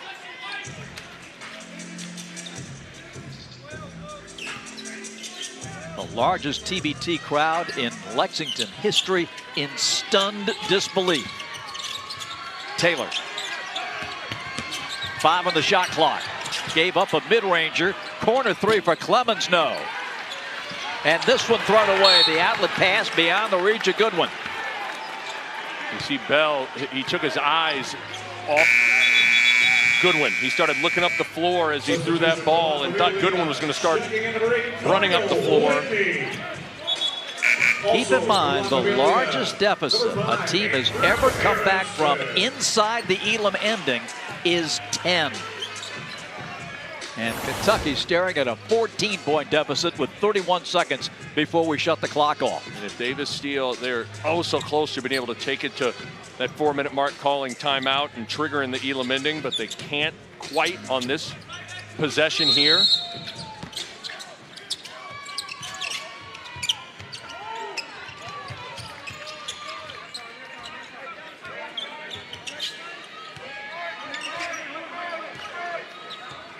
They're going to chew that clock, though.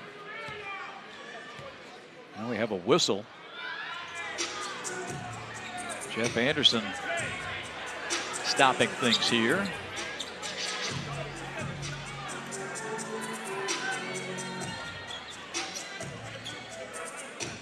think the clock may be off just a bit. They want to make sure. Shot clock is should be at 7 and is reset.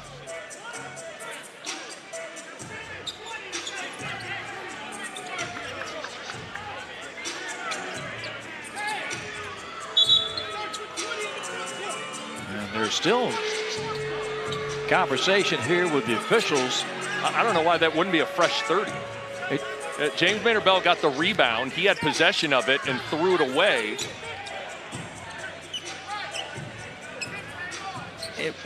I believe it originally was. Was it 4:31 with a 30-second clock?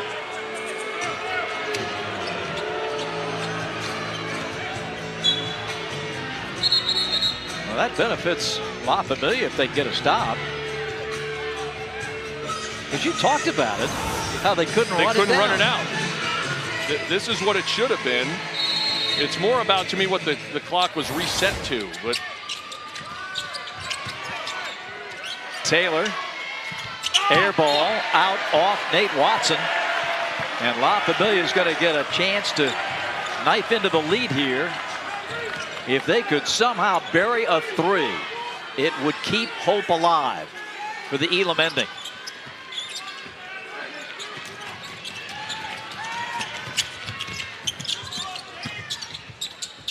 Morcell.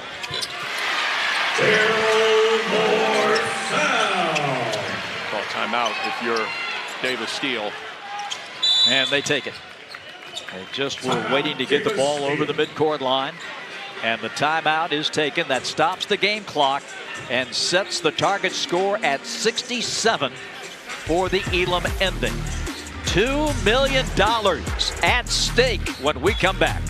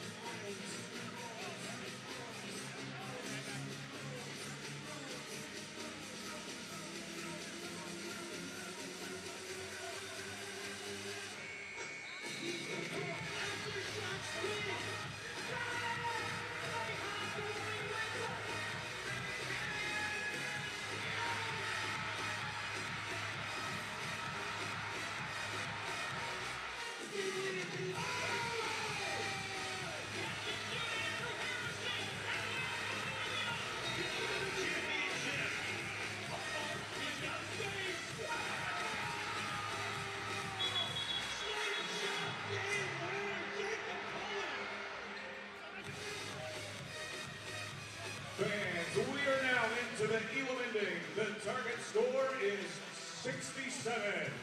The first team to 67 points wins $2 million.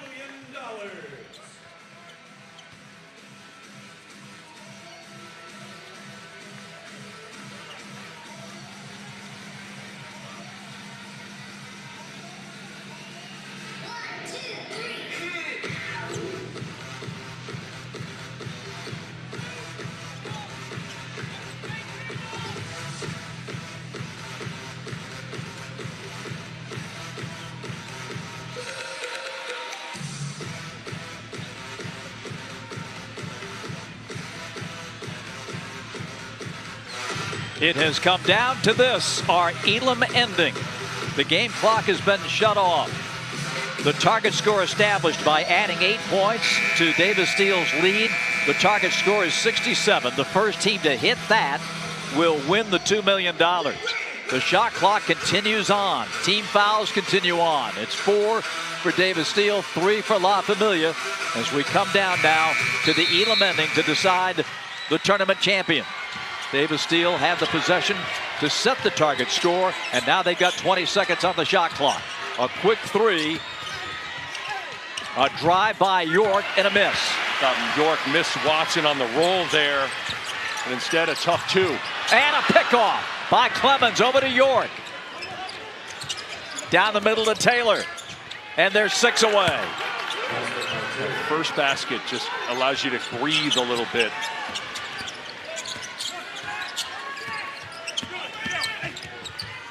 Good one. High glass, tipped out by Cauley-Stein. Three-pointer, short. Gets his own miss. Back to Goodwin. Pressure by Brown.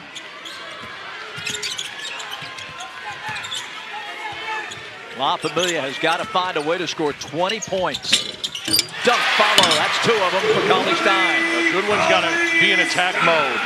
His penetration attracted the shot blocker, created the rotation rebound, but the ball's got to be in Goodwin's hands, and he's got to be attacking. Clemens. Well, the one thing, no matter what the lead is in the Elam ending, Nick, and you've seen 1,000 of these, you can't get 3-ball happen. No. And you have to continue to play basketball and move. You can't get stagnant either and just play hero ISO ball. So Davis Steele, what's worked for them has been ball and body movement. That has to remain the same even though you're in the Elam ending.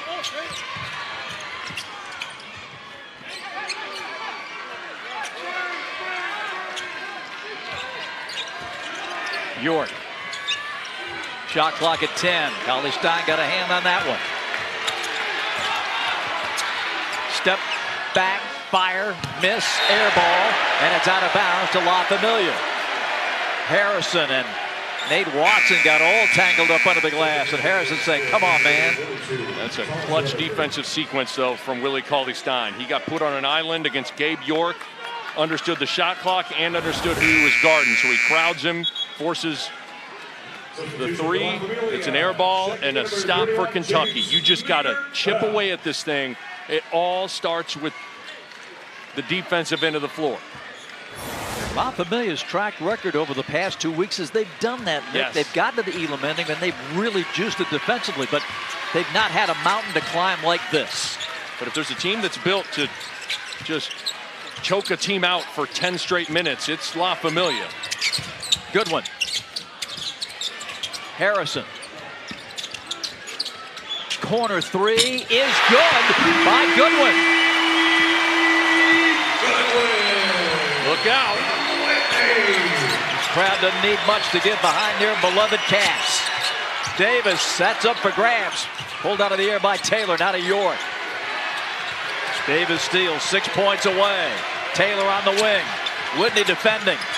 The shot's up and off.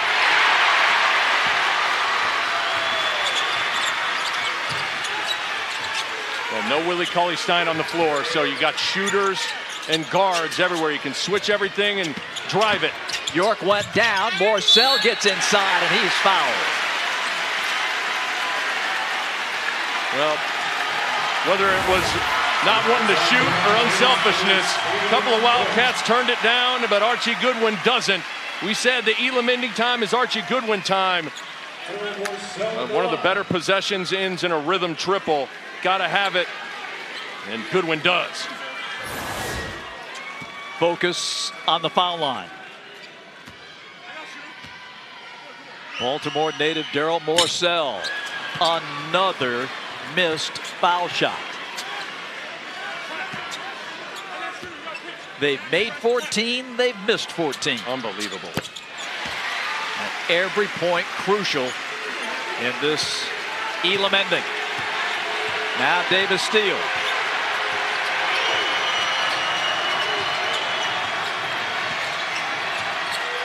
Kentucky just switching everything and pressing out to the three-point line, and you're susceptible to slips like Rutherford, 4 points away. Again, combat this anxiety with execution. That's what Davis Steele did there. Beautiful offensive sequence. Free ball from Maynard Bell. 11 away for Kentucky, but they have to get stops. Clemens against Harrison. Timeout. Davis Steele.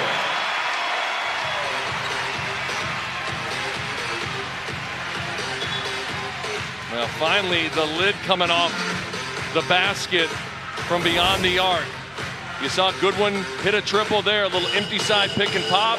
Rutherford not fleet of foot, being able to get out there. Again, usually that's Cauley Stein, but he's off the floor, so that floor is spread. But the other end, no Cauley Stein, no rim protection, so Rutherford's able to take advantage of it and get that slip and easy layup. For Davis Steele, you're still in good shape. But defensively, do you have the thought there's no need to guard the paint? Just get on that three-point line. That's the only way we can get beat. To a certain extent, I also believe you got to stick with what has got you here, and that has been crowding up those driving lanes and forcing them to knock down those free throws as well. But certainly the three-point shot is what scares you the most, given the situation, and having to get to 67, being that target score. But ultimately, you got to be able to guard the. It starts with corralling the basketball if you're Davis Steele. But discussions like this is what makes Elam ending so interesting. Because it changes things dramatically. There's no clock. You're playing to a score. Willie Cauley Stein back on the floor now, so you got a little rim protection. And the referees imploring the players to back off a little with the contact. They don't want to have to blow the whistle. Bradshaw swatted down by Cauley Stein. Here comes Goodwin. He's going to take it to the rack. Rebound, Gabe York. Davis Steele 4 points away. Here comes a layup. It's no good by Terrell Brown. And a foul on La Familia.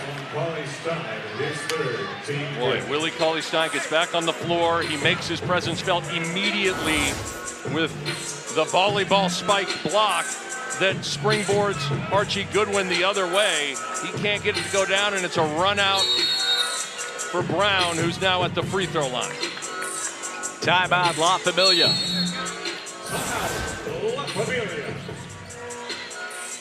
We are in the Elam ending with $2 million on the line to the winner. Well, the interesting thing right now is what do you do with Willie Cauley Stein? Certainly, when offensively you get more shooting and the floor gets a little more spread with him on the floor, but defensively, I mean, he's arguably the best, if not the best, defensive player in the TBT. You're talking about a former National Defensive Player of the Year in 2015.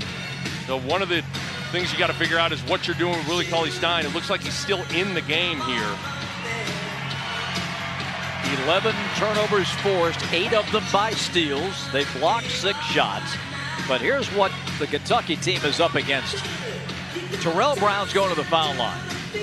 If he can knock down one of them, Davis Steele will come down the floor and a three-pointer can end it. No doubt. So you've got to somehow play airtight defense and start accumulating some easier baskets to cut this thing down, because you are really, if Taylor can come, Brown rather, can come through at the line, you're really playing with fire. Well, and that's another thing with Willie Cauley Stein his rim protection isn't as important when you're talking about trying to take away the three-point shot. You'd rather have everybody switch and be able to press out and be a little more fleet of foot, but ultimately you ride with the horse that got you here, and Willie Cauley-Stein is that guy. But you're exactly right. At least getting one free throw here if you're Davis Steele is massively important. But the other thing you got to think about, if you're Davis Steele, you're down 3, or if you're 3 points away from that target score, you don't have to hunt threes. You can go get a 2, because oftentimes defenses are running you off that line. So again, once again, you said it a second ago, all these sorts of discussions are what make the Elam ending so fascinating. And then if he gets both free throws, then it's a 2 or a 3 to win, and that opens everything up. Yes, playbook is fully open. Willie Cauley-Stein staying on the floor for La Familia, which I think is the right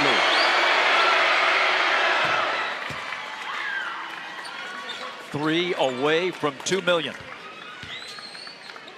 Eberline Drive, an original TBT team.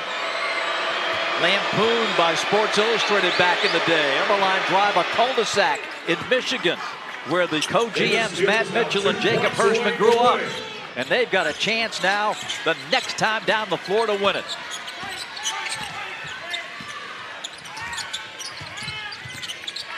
Good one. Fouled in midair by Taylor. And Clarence Armstrong didn't like that show of emotion. Put the whistle in his mouth, but no technical. And it's going to be 3 free throws for Goodwin. It's interesting because Goodwin never shot the ball. So it's 3 free throws, but the ball never left his hands. That's interesting. It's very interesting here. This, if successful, and that's saying something the way Kentucky shot free throws today, but if successful on all 3, they can get this thing down to 8. It's a big, big sequence. Well, this is where Davis Steele has gone small too. And so on this 3rd free throw, Terry Taylor and Anthony Clemens got to be ready to pinch Willie Cauley-Stein and keep him off the glass.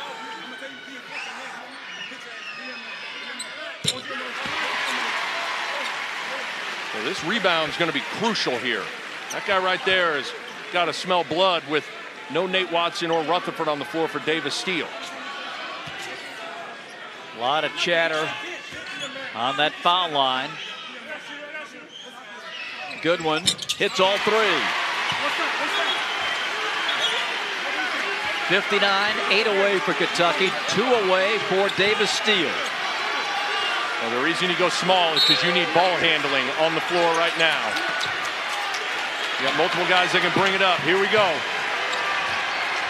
$2 million on the line right here. Brown hits!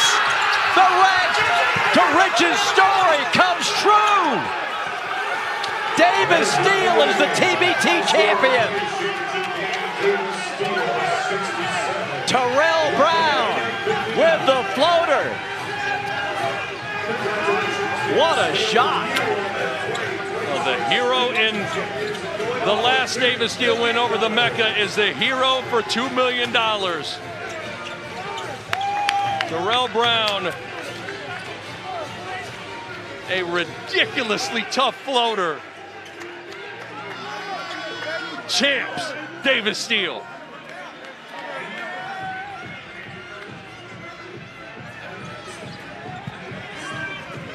What a win. The Eberline Drive story comes full circle. Let's go to Jen. Here with Terrell, guys. Terrell, congratulations. Walk me through that floater. My coach told me to be aggressive. Sorry, I didn't mean to hold a hand and everything. But my coach told me to be aggressive off the screen. I seen that it was, heavy, helping with SAT. So I seen it lane and I took my opportunity and it paid off. You guys led this thing from the beginning, never trailing altogether.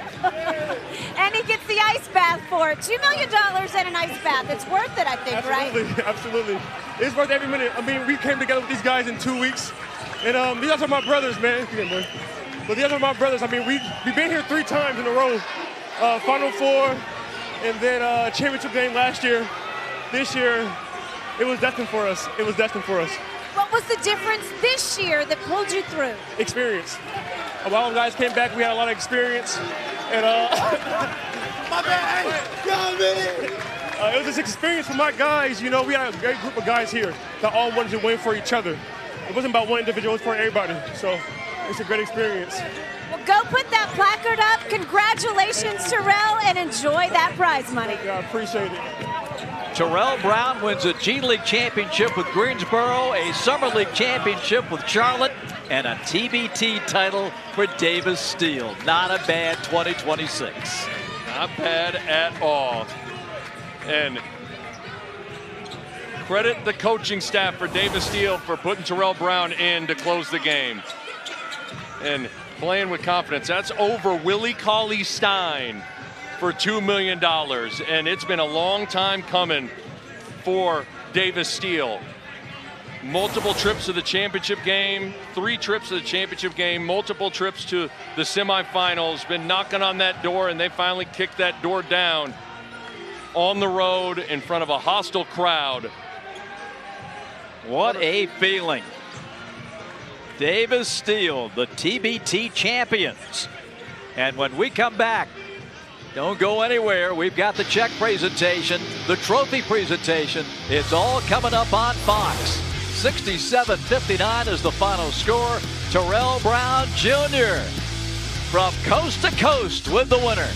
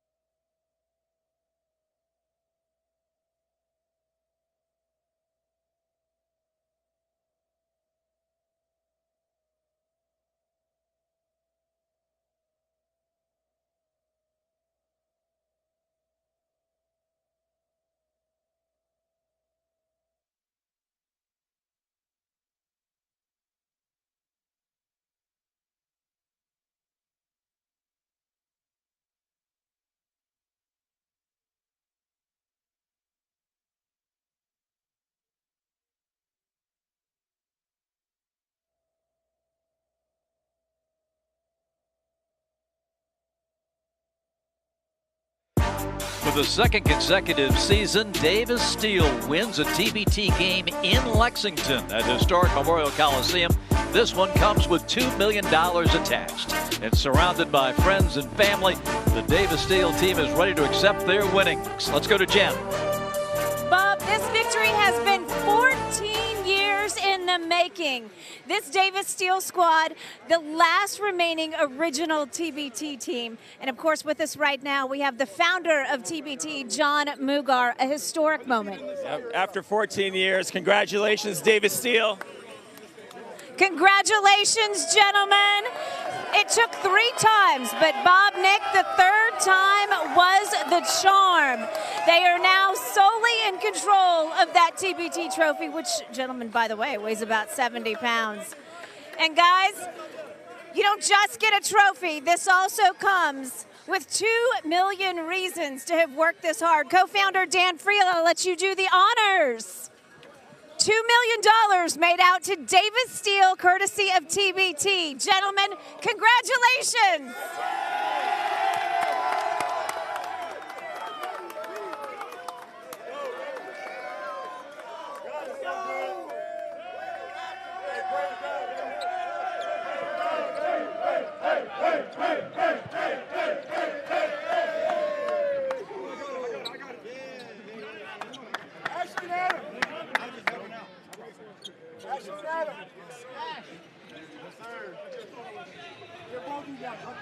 I'm not sure you could get that check in an ATM, but I think it's good. I would think so. And this is just so cool to watch. Again, so close so many times. Never gets old. They had the sting of defeat last year in Wichita. Watch that check go the other way to the Aftershocks. This year it is theirs, and Gabe York carried them the last couple of seasons, and a worthy champion indeed, Jen. Yeah, Bob, Gabe York, the staple, the heart and soul of this squad. Gabe, after coming so close last year, what is it like right now to finally be here in the winner's circle? It's unbelievable, you know, blood, sweat, and tears. Our guys came together with a common goal. Everybody sacrificed, everybody came together to try and win this thing, and we got it done this year. Obviously, we feel like we left some money on the table last year. We didn't play our best. So our number one goal was coming in here and knowing that we can do it in a hostile environment, give credit to the Wildcats. But, yeah, you know, it was our time. It was meant for us this year. What finally put you over the edge? Is it your birthday? Yeah, today. Yeah, I'm 33 today, man. It's crazy. It's crazy. Not a bad payday for 33. Yeah, not at all. Not at all. So what, now that you finally have this check in your hands, what will 33-year-old Gabe York spend his prize money on? I'm saving it. You know, I have a brand new baby boy. He's 3 months old. Shout out to my son and my wife. But yeah, I'm gonna save it. We're working on getting a house. And then, yes, it's off to wherever my next team is. So just keep hooping, keep playing, and keep striving to be great. Well, this will go a long way towards getting you in a very nice house, I'm very sure. What do you think was the difference this year? When you look back at all the years, you guys have had so many great runs, but this year to get over the edge? I think just 1 through 11, man. We had enough people that no matter what 5 were on the court, we knew we were comfortable with those guys. We were going to go to war with those guys, and we had no wavering. There was no wavering amongst our team. We stayed confident. We stayed the course, and we all had the same goal at the end of this run. We know we all wanted to win. So when we all came together for that, being that confident, it was destined. It's been a pleasure to cover you all these years. Congratulations. Thank you so much. Appreciate you. Bob, Nick. What an incredible scene here in Lexington, Kentucky. These guys who have become a team over this TBT run, not only this year but also last, and to see it all pay off, the friends and family that have been with them on their basketball journey, what a moment.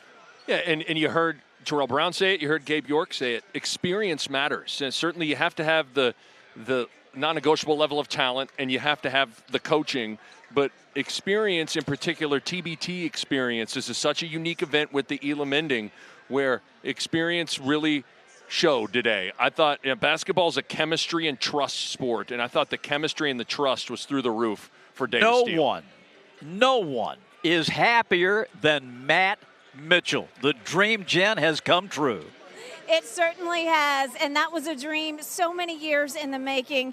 Matt, this started way before TBT, actually. Tell us a little bit about the history of this team, and obviously a family affair with your beautiful children, but a family affair with what you've built over the years. First and foremost, I want to thank my Lord and Savior, Jesus Christ.